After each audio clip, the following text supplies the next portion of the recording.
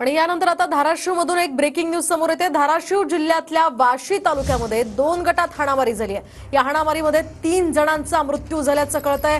एक जण गंभीर जखमी आहे। वाशी तालुक्यातल्या बावी पिढी मधली ही घटना आहे। दरम्यान शेतात पाणी देण्यावरून हा मोठा वाद झाला होता आणि 10 आरोपींना संशयित म्हणून आता पोलिसांनी या प्रकरणात ताब्यात घेतलंय।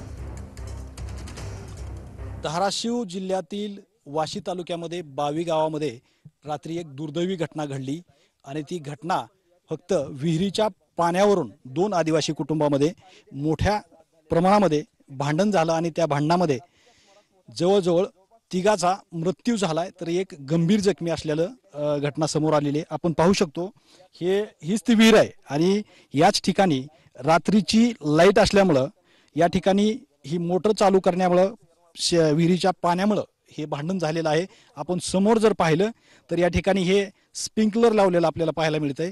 समोर इथं जे पायाचे ठसे आहेत, पाय दिसतात आपल्याला, पाऊल खुणा, याच ठिकाणी ते भांडण झालंय आणि याच ठिकाणी त्या तिघा जणांचा जी मृत्यू आहे ती भांडणामध्ये झालेला आपल्याला पाहायला मिळतो। हे एकंदरीतच शेती करून हे उपजीविका भागवतात असं आपल्याला पाहायला मिळतंय।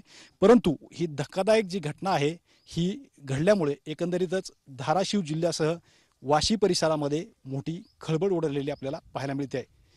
कॅमेरामॅन सुशांत राऊतसह मी श्रीराम क्षीरसागर, TV9 मराठी, धाराशिव, वाशी।